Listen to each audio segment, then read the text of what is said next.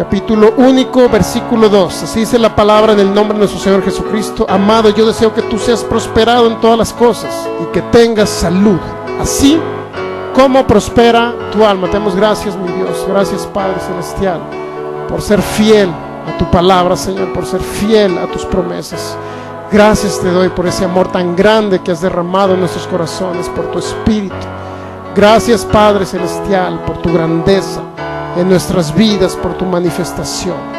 En este día, Señor, te pedimos sabiduría, Señor, para que en nuestros corazones pueda caer esa semilla, Señor, que fructifique al 100 por 1 y 1000 veces más.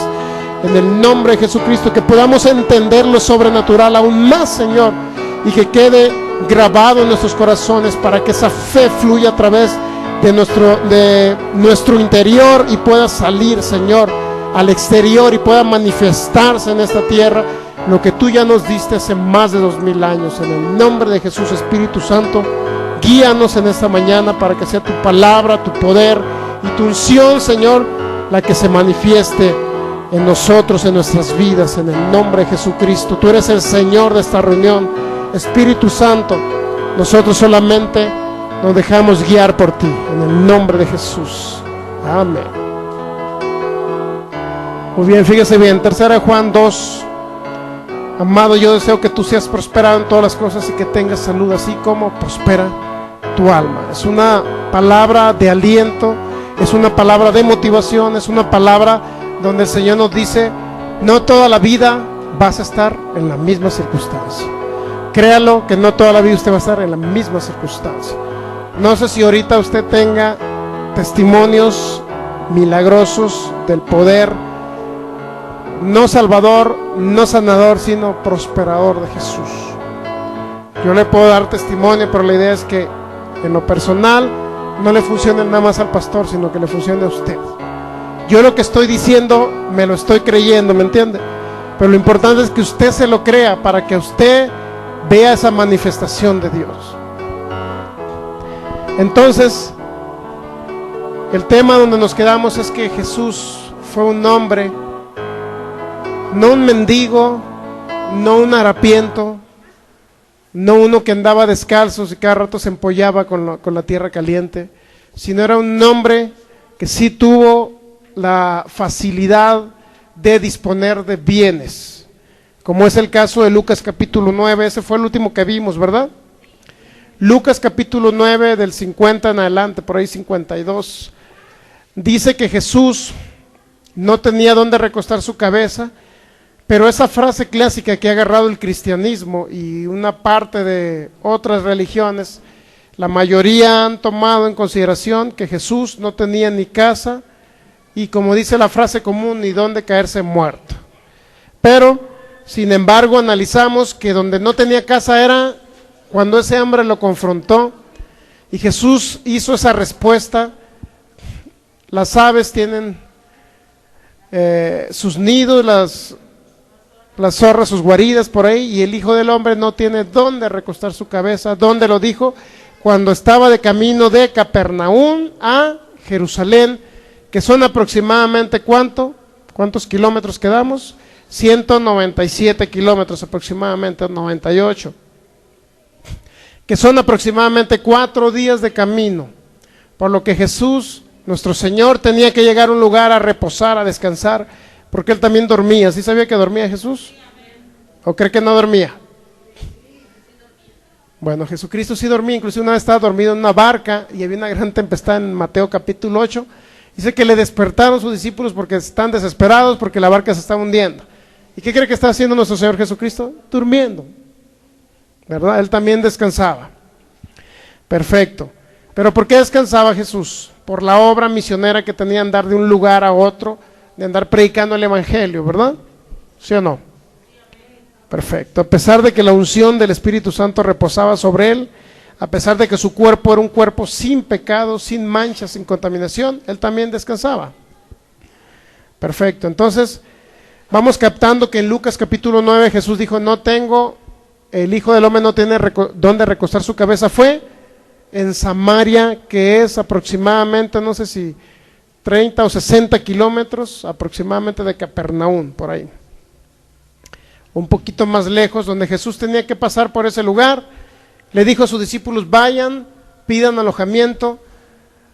Los discípulos llegaron y en San Juan capítulo 4, dice, cuando es el caso de la mujer samaritana, dijo esa mujer a Jesús, samaritanos y judíos no se tratan entre sí, no se quieren. Había discriminación, no querían los samaritanos a los judíos, ni los judíos a los samaritanos, ¿correcto? Por lo que cuando llegaron a Samaria, a una aldea, a pedir alojamiento, a pedir hospedaje, pero no que se lo regalaran, sino que le rentaran. ¿Estamos de acuerdo? Eso significa que Jesús tenía dinero, tenía lana para comprar. Vamos a San Juan capítulo 4. San Juan capítulo 4, y usted va a ver que Jesús sí enviaba a comprar cosas a sus discípulos. Mateo, Marcos, Lucas y San Juan, capítulo 4.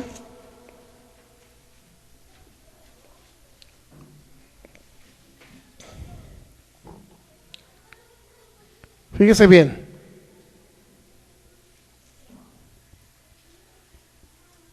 ¿Qué dice su tema arriba? Jesús y la mujer samaritana. Dice más en el versículo 1, dice en el versículo 1, cuando pues el Señor entendió que los fariseos habían oído decir, Jesús hace y bautiza más discípulos que Juan. Aunque Jesús no bautizaba sino sus discípulos, salió de Judea y se fue otra vez a Galilea. Y le era necesario pasar ¿por dónde? De Judea a Galilea tenía que pasar por Samaria. Vino pues a una ciudad de Samaria llamada Sicar, junto a la heredad que Jacob dio a su hijo José, y estaba allí el pozo de Jacob. Entonces Jesús, cansado del camino, se sentó así junto al pozo. Era como la hora sexta. Vino una mujer de Samaria a sacar agua, y Jesús le dijo, dame de beber, pues sus discípulos habían ido a la ciudad a mendigar alimento porque no tenían dinero para comprar. ¿Verdad que no dice eso? ¿Qué dice? Fueron sus discípulos a comprar alimento. Se da cuenta que no andaban, a ver, dame. No andaba por las calles Jesús pidiendo limosna. Él tenía dinero para enviar a sus discípulos a comprar alimento. ¿Estamos de acuerdo? Es importante que usted entienda ese concepto. Eso es bíblico, lo puede leer en cualquier Biblia. De cualquier religión, léalo ese versículo de San Juan capítulo 4, versículo 8. Sus discípulos han venido a la ciudad a comprar de comer. En cualquier Biblia viene. ¿Por qué Jesús dicen que fue un mendigo? ¿Por qué dicen que era un harapiento? Si Jesús tenía un tesorero, ¿por qué dicen? Desconocemos por qué lo dicen, ¿verdad? Lo importante es nosotros aprender lo que realmente fue Jesús durante sus 33 años y aprender de lo que Él hizo para nosotros ser imitadores de Él. En lo único que no vamos a ser imitadores es en su muerte, porque en su muerte, fíjese, Él pagó el precio por ustedes para que usted no tenga que morir espiritualmente. Él fue al infierno 3 días y 3 noches para que nosotros no tengamos que ir. Eso no lo vamos a hacer, ¿ok? Porque Él ya lo hizo por nosotros. Solamente nosotros, por decirlo así, cuando recibimos a Jesús como Señor y Salvador, ejemplificamos. Cuando recibimos a Cristo, recibimos el bautismo en agua, ejemplificamos lo que Jesús hizo por nosotros. Cuando ustedes van y lo sumergen en un estanque, en un río, o en un mar, o en el mar, digo en un mar porque algún día va a decir, voy a ir al Jordán allá a bautizarme, ¿no? No sé, pero cuando lo bautizaron a usted de chiquito, le rociaron agua, ¿verdad? Algunos nos bautizamos de chiquito, otros cuando entendimos que Jesús había bajado al infierno, a las profundidades del mar, a sufrir por nosotros, porque en Mateo 12:40 dijo Jesús que el corazón de la tierra el infierno está en el corazón de la tierra. Eso lo dijo Jesucristo. En Mateo capítulo 12, versículo 40 lo puede constatar usted. Y en Efesios capítulo 4 dice que Jesús descendió a las partes más bajas de la tierra. En Jonás capítulo 2 dice que Jesús fue a las profundidades del abismo, es decir, Jesús fue sumergido a las profundidades, que significa que llegó al infierno. Su alma y su espíritu, no su cuerpo porque quedó aquí en la tierra, ¿correcto? pero su espíritu, su alma fueron y sufrieron allá por ustedes, por nosotros, por la humanidad completa. Entonces ese sacrificio de Jesús precisamente representa que cuando alguien viene a Cristo y lo sumergen en agua, simbolizamos que Jesús bajó al abismo, a los abismos, a sufrir por nosotros. Pero ese es otro tema. Lo importante es entender ahorita que lo que sufrió Jesús, lo sufrió en sustitución de ustedes. Cuando Él anduvo en su ministerio en la tierra, Él fue un ejemplo. ¿Sabía usted que Jesucristo nunca le tocó una gripa ni una fiebre? ¿Sí sabía?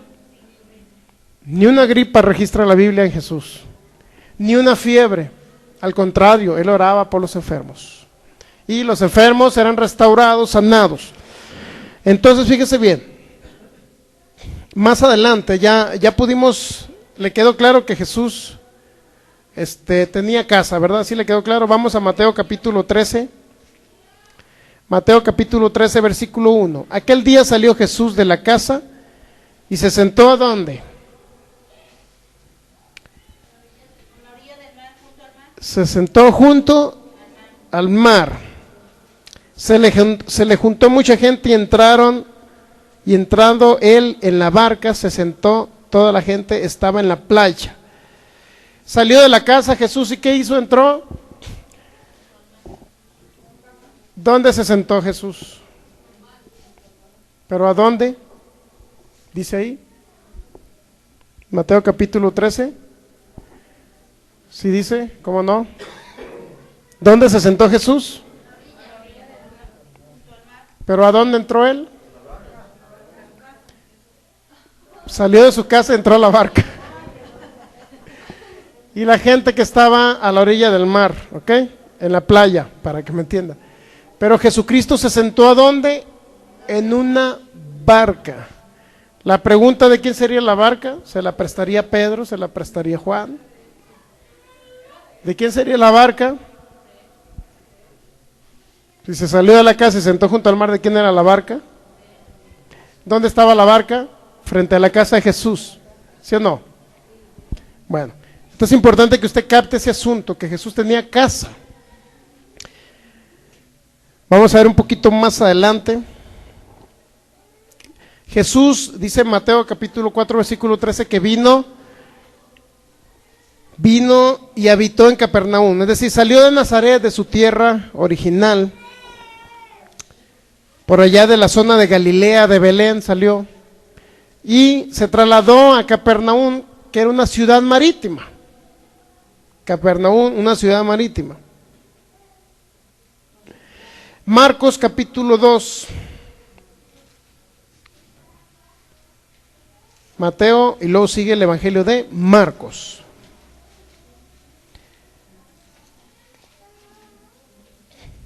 Marcos capítulo 2, ¿ya lo tiene? Fíjese bien lo que dice ahí. Entró Jesús otra vez, el versículo 1. Entró Jesús otra vez en Capernaum. Quedamos que Capernaum era una ciudad marítima, ¿verdad? Después de algunos días y se oyó que estaba hospedado por ahí pidiéndole asilo a Pedro, a Juan. Se oyó que estaba ¿dónde? En casa. ¿Dónde estaba Jesús? En casa, ¿correcto? E inmediatamente se juntaron muchos de manera que ya no cabían ni aún a la puerta. ¿Cuántos se juntaron dentro de la casa de Jesús? Que no cabían. ¿Cuántos? Para que no cupieran es que eran muchos, ¿ok? Correcto. No nada más entraron 3 a la casa de Jesús y ya los demás, los 50 demás no cupieron. ¿Correcto? Se da cuenta que no dice que nada más entraron 3 y luego ya los otros 47 de 50 que venían con Jesús no cupieron. No dice eso. Dice que se juntaron muchos dentro de la casa, es decir, ¿cuánta gente entró a la casa de Jesús? Muchos, correcto. Y luego dice, se juntaron muchos de manera que ya no cabían ni aún a la puerta. Y les predicaba la palabra. Eran muchos los que estaban predicando la palabra ahí en su casa. Entonces vinieron a él unos trayendo un paralítico que era cargado por 4. Y cuando no podían acercarse a él a causa de la multitud, descubrieron el techo de donde estaba y haciendo una abertura bajaron el lecho en que yacía el paralítico. Al ver Jesús la fe de ellos, dijo al paralítico: hijo, tus pecados te son perdonados. Estaban allí sentados algunos de los escribas enfadosos, los cuales cavilaban en sus corazones. ¿Por qué no habla este así? ¿Por qué habla este así? Decían los fariseos. Blasfemias dice. ¿Quién puede perdonar pecados sino solo Dios? Fíjense. Y conociendo luego Jesús en su espíritu que cavilaban, fíjense, no los escuchó, sino conoció a dónde Jesús, en su espíritu. Es decir, Jesucristo, o en Jesucristo fluían los dones espirituales. ¿Está captando? El don de fe, el don de conocimiento, el don de sabiduría. Es decir, en ese momento fluyó el don de ciencia o conocimiento. Él pudo conocer lo que la gente estaba diciendo, pensando. Correcto. Conociéndolo Jesús en su espíritu que cavilaban de esta manera dentro de sí mismos, les dijo: ¿por qué caviláis así en vuestros corazones? ¿Qué es más fácil decir al paralítico: tus pecados te son perdonados? O decirle: levántate, toma tu lecho y anda. Pues para que sepáis que el Hijo del Hombre tiene poder o potestad en la tierra para perdonar pecados, dijo al paralítico: a ti te digo. ¿Qué le dijo? Levántate, toma tu lecho, vete a tu casa. Entonces él se levantó enseguida y tomando su lecho salió delante de todos, de manera que todos se asombraron y glorificaban a Dios diciendo: nunca hemos visto tal cosa. Entonces, ¿qué pasó en la casa de Jesús? Se veían milagros. ¿Cuántos eran los que estaban en la casa de Jesús? Muchos. Si hubiese sido una chocita donde tenía Jesús solamente una camita llena de paja, ahí entre unos borreguitos, ¿sería así la casa de Jesús? No, estaba junto al mar. Se registra en esa época y en todas las épocas que las casas junto al mar eran las casas más caras en aquella época también, en usos y costumbres. Por ahí se dice que eran las casas más caras en esa época. Es decir, Jesús tenía casa, la tenía junto al mar, y el cupo era de bastantes personas, ¿no? Muchos podían entrar a esa casa y estar dentro. Entonces fíjese bien, dice que Marcos 2:2 que se juntaron muchos y ya no cabían ni aún en la puerta, y les predicaba la palabra. Es importante entender que Jesucristo hizo milagros, pero Jesús no dependía de milagros para poder vivir. Primero, Jesús hizo milagros, pero no dependía de milagros para poder inclusive tener la capacidad financiera para darle de comer a muchas personas. Y eso lo vamos a ver ahorita en Mateo capítulo 14. En Mateo capítulo 14 vamos a entender este principio muy importante. Del versículo 13 al 21 vamos a ver. Fíjese bien.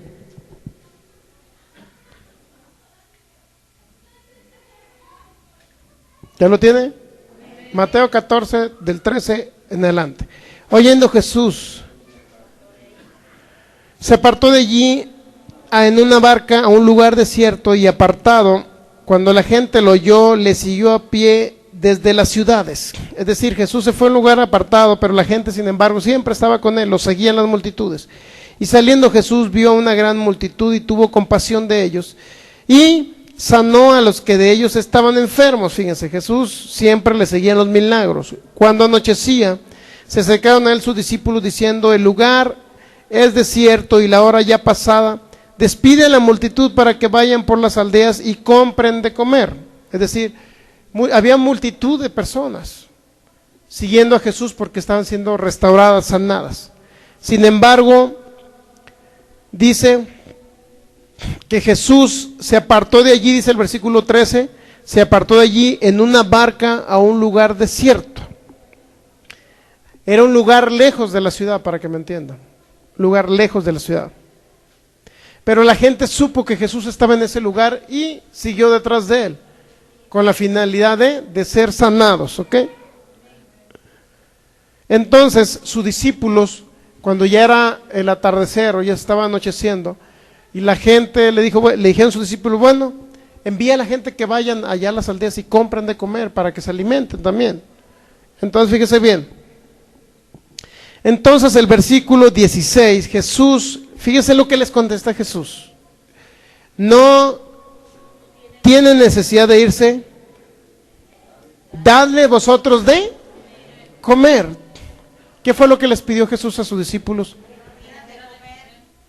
¿Verdad? No les dijo Jesús, hagan milagros, multipliquen los panes, los peces. Jesús no quería que hicieran milagros sus discípulos. Jesús les dijo, darles de comer. ¿Qué significa eso? Que tenían la capacidad financiera, de acuerdo al tesorero Judas, para decirle, Judas, dame dinero para ir a alimentar. La pregunta que haríamos aquí, muy importante, si Jesús le dijo, ustedes denle de comer, ¿qué significaba eso? Que tenían que ir a comprar alimentos y traérselo a la gente, ¿sí o no? Entonces fíjese bien, dadles vosotros de comer. Y ellos dijeron, 17, no tenemos aquí sino 5 panes y 2 peces. Y él le dijo, traédmelos acá. Entonces mandó a la gente a recostarse sobre la hierba, y tomando los 5 panes y los 2 peces, levantando los ojos al cielo, bendijo y apartó y dio a los panes a sus discípulos y los discípulos a la multitud. ¿Cuál fue la primera opción antes de hacer el milagro Jesús? ¿Cuál fue la opción? Denles de comer ustedes. ¿Sí o no? Denle de comer ustedes. ¿Cuál era la opción? Denle de comer. Ahora, es muy importante entender cuántas personas les dieron de comer y por qué Jesús les dijo que le dieran de comer. Fíjense, vamos a leer un poco más abajo. Dice, mandó a la gente a recostarse, dice el 19, sobre la hierba, y tomando los 5 panes y los 2 peces, levantando los ojos al cielo, bendijo y partió y dio a los panes a los discípulos, y los discípulos a la multitud, y comieron todos y se saciaron, y recogieron lo que sobró de los pedazos, 12 cestas llenas, y los que comieron fueron como 5,000 hombres, pero si eran sin contar a las mujeres y a los niños. Eran 5,000, póngale que la mitad estuviera casado, 2,500 más, 7,500, más los niños de esos que estaban casados. ¿Cuántos cree usted le calcula? Eran como 10,000 personas aproximadamente, póngale. Entonces Jesús no alimentó a 5,000, sino alimentó a más de 5,000 personas, 10,000 personas a través de un milagro. ¿Estamos de acuerdo? A través de un milagro lo hizo Jesús. Vamos al mismo hecho. Vamos a ver el mismo hecho para que le quede más claro que Jesús, cuando les dijo a sus discípulos, darle de comer, no quería que hicieran un milagro y multiplicaran el pan y los peces. No era esa la función. Cuando le dijo darles de comer era porque Jesús se los dijo por algo, no para que digan, a ver, declaren que estos panes se multiplican, no era para eso. Y lo vamos a aclarar en Lucas capítulo 9. Lucas capítulo 9, para que usted capte que Jesús no les quiso decir, hagan un milagro, no. En esa historia no les quiso decir eso. Lucas capítulo 9, versículo 10.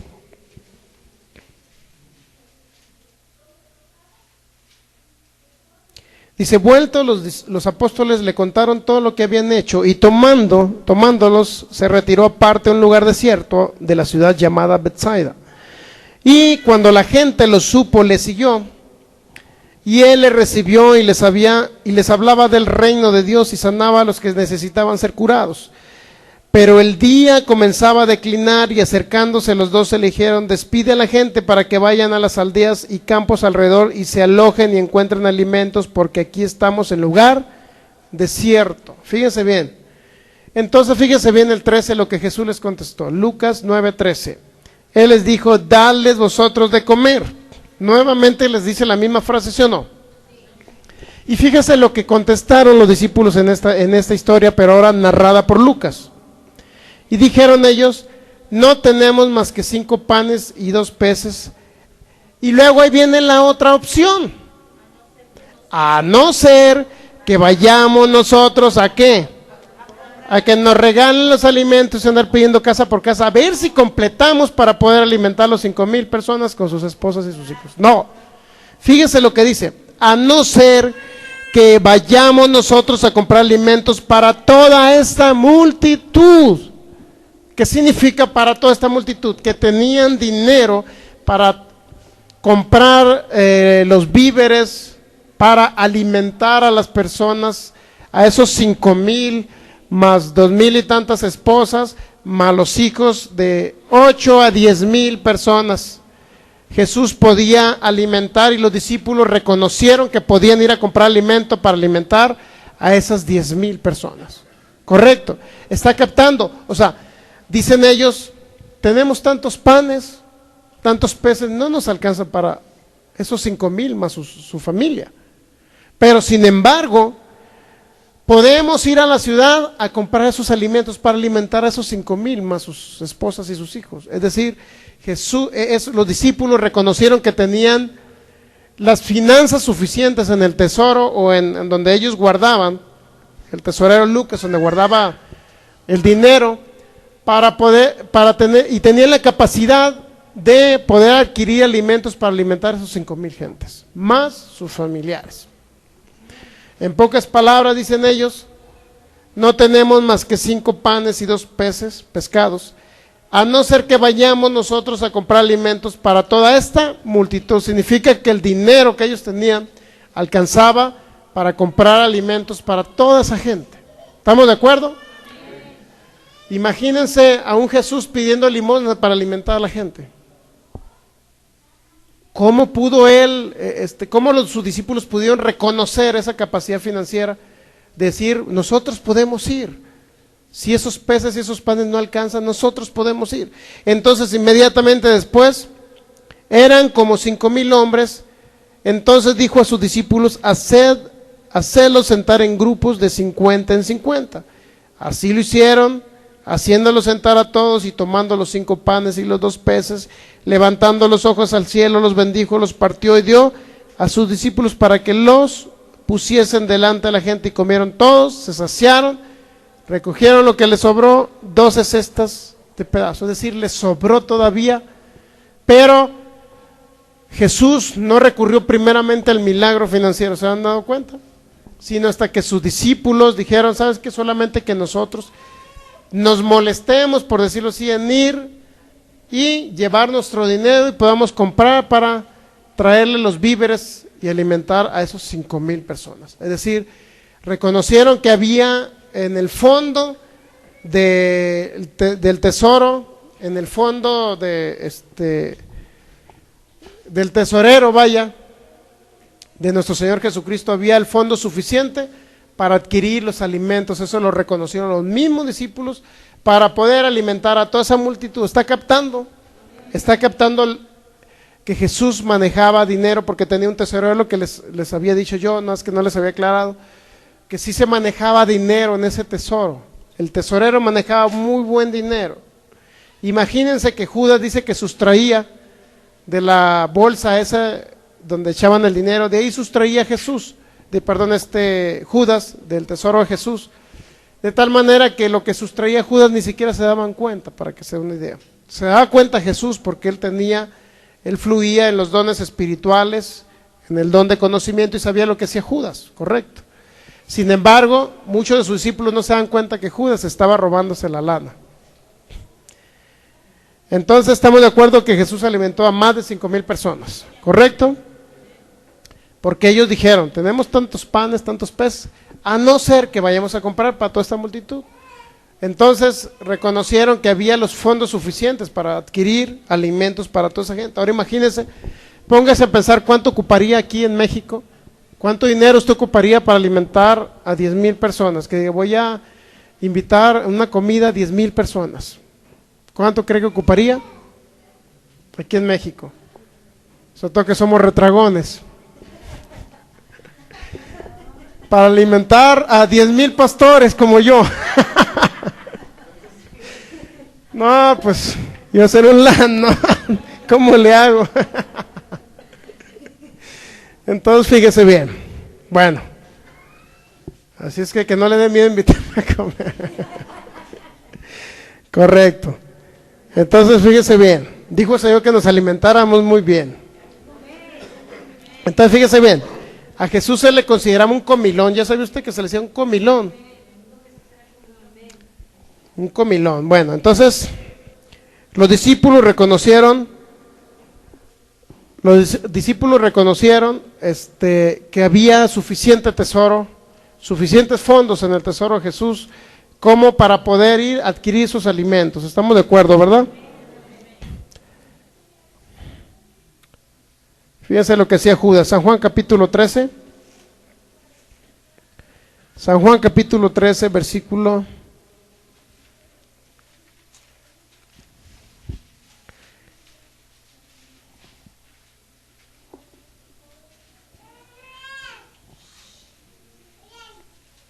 23. San Juan 13, 23 dice: y uno de sus discípulos, el cual Jesús amaba, estando recostado al lado de Jesús, a este pues hizo señales Simón Pedro para que preguntase quién era aquel de quien hablaba, es decir, quién le iba a entregar.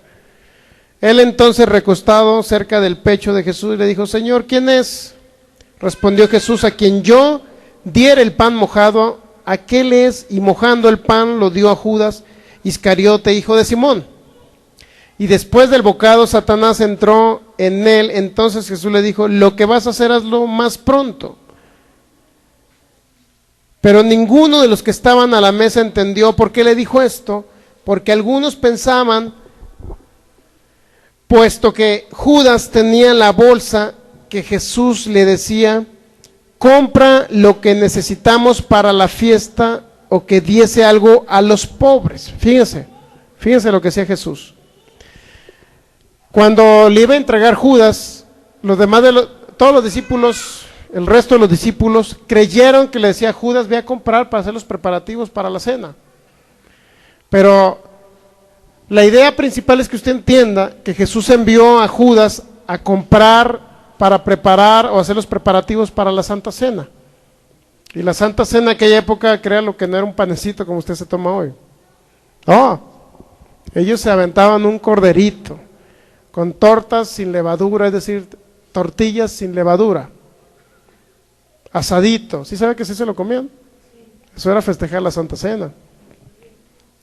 Pero en la época de Jesús, eso era con los israelitas. En la época de Jesús, dice, simbolizando su muerte, él dijo: y partió un pan y les dio a ellos de beber de la copa del vino, ¿verdad? Que representaba el cuerpo y la sangre de Jesús. Eso lo hizo él en la Santa Cena, o la última cena que tuvo con sus discípulos. ¿Estamos de acuerdo? Pero el pueblo de Israel, cuando festejaba ese acto que se llamaba la Pascua, representando que iba a venir un Mesías a morir por ellos y derramar su sangre, ellos sacrificaban un cordero, lo asaban al fuego y se lo comían. ¿Sí sabía que hacían eso? Se lo comían el corderito y lo hacían con unas tortas sin levadura. Eso viene por allá en Éxodo capítulo 12.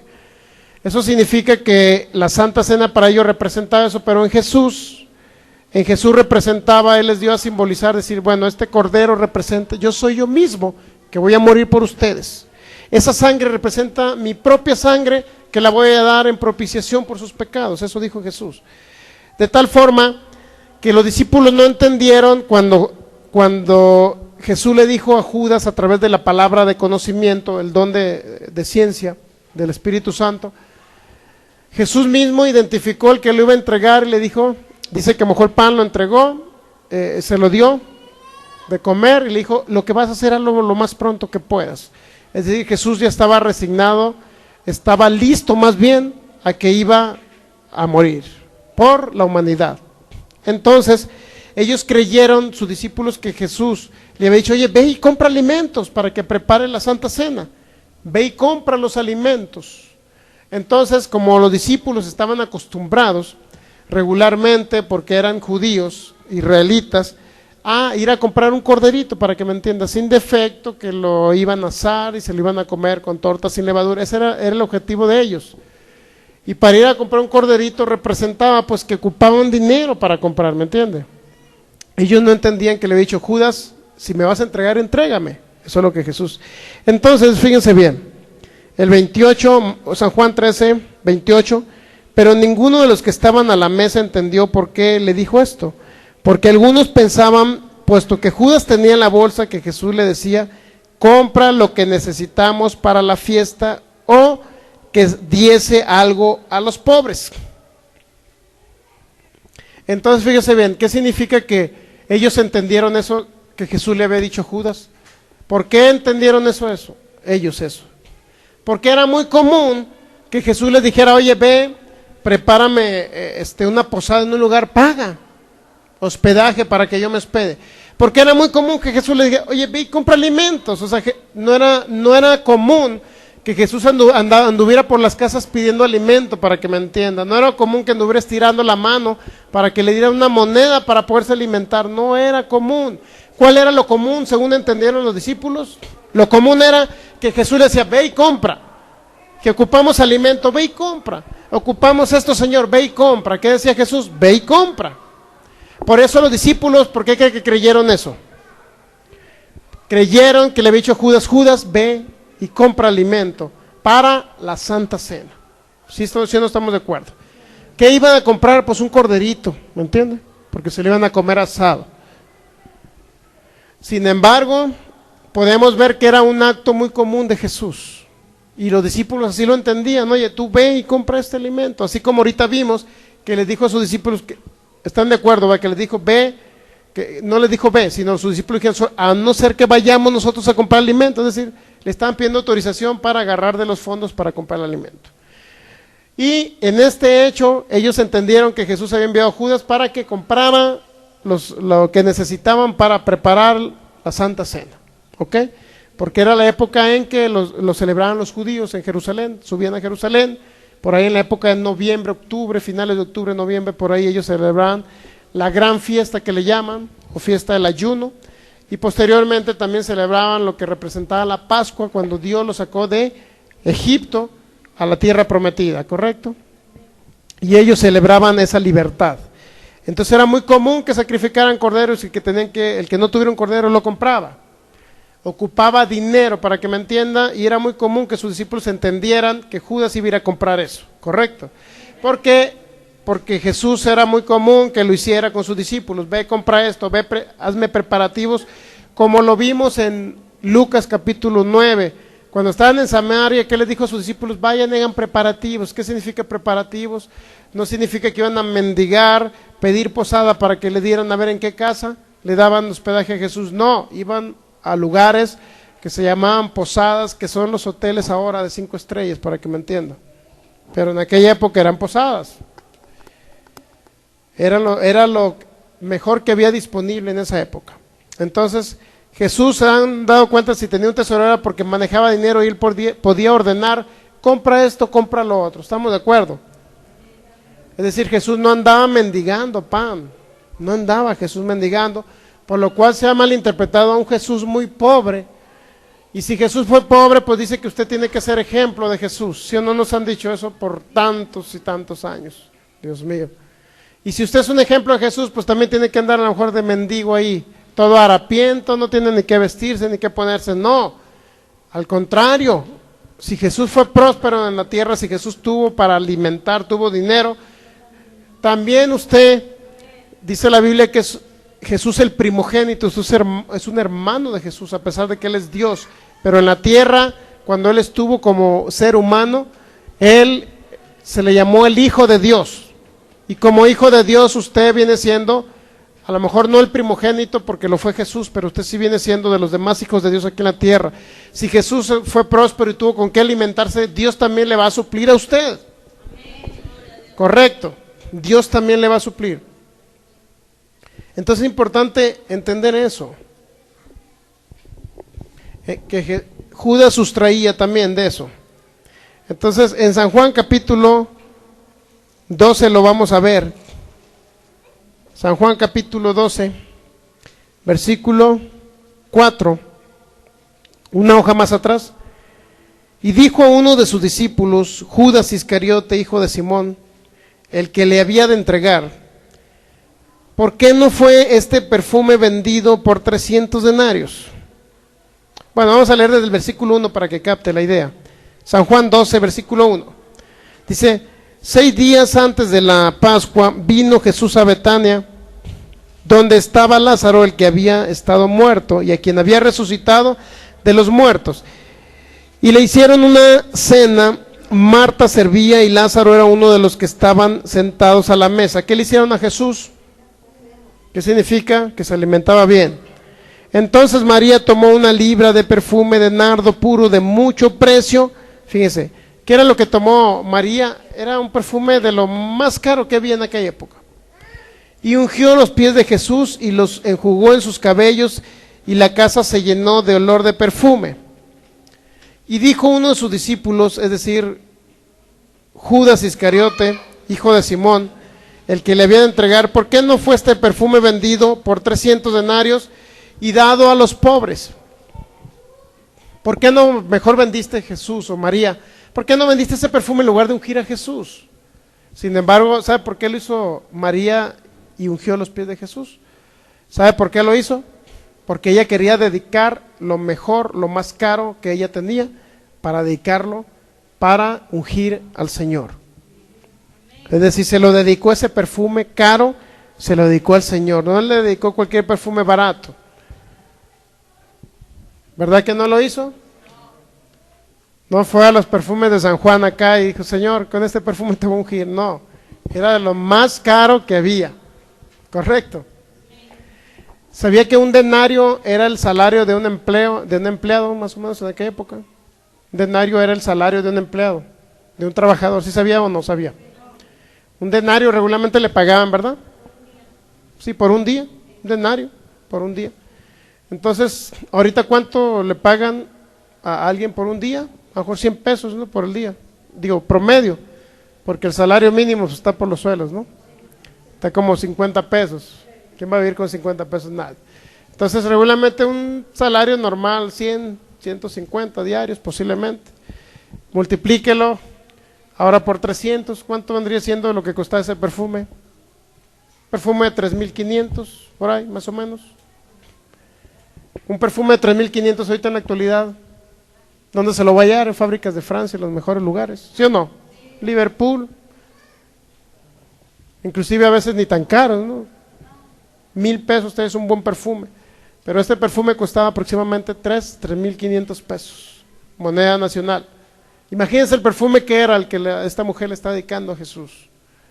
Está dedicando un perfume de lo más caro, de lo más fino que había que en aquella época, de tal manera que Judas dice, oye, véndelo en 300 denarios, porque sabía el valor de ese perfume, sabía, pero no tanto lo dijo porque para que le dieran de comer a los pobres con el valor de ese perfume. No, lo hizo porque él sacaba lana y le convenía que entrara más lana para sacar más.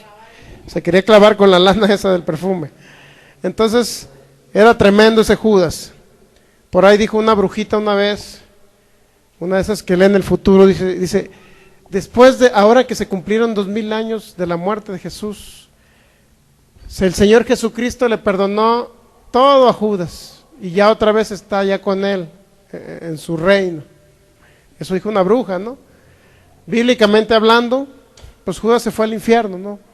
Porque en sí nunca hubo un acto de arrepentimiento, solamente hubo un acto de conciencia, por ahí se podría decir, que traicionó al Señor, se ahorcó y todo, pero nunca entendió él, o no le tocó la resurrección de Jesús, para que me entienda, para lograr la salvación.